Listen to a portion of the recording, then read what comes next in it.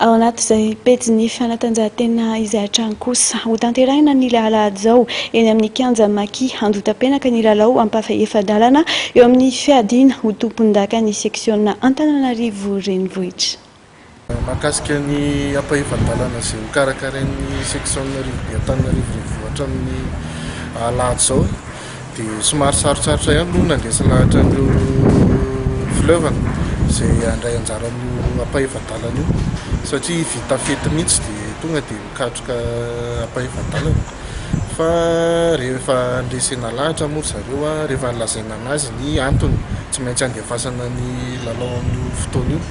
dia nanaiky ihany ny fileovana. Ny fandaharam-potoana dia manomboka amin'ny 8 maraina zany misy matcha ny seksiona Tsimondrano izay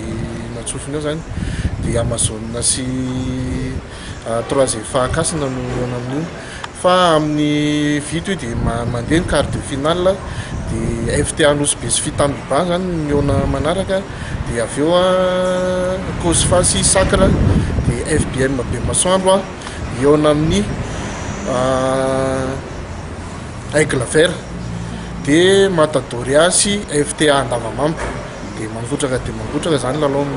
ny afatra ho anareo mpijery zany dia mba miantso anareo mba mitongava maro fa ianareo no mpanohana voalohany indrindra amin'ny taranja sy karakaraina izy tahaka izao zany.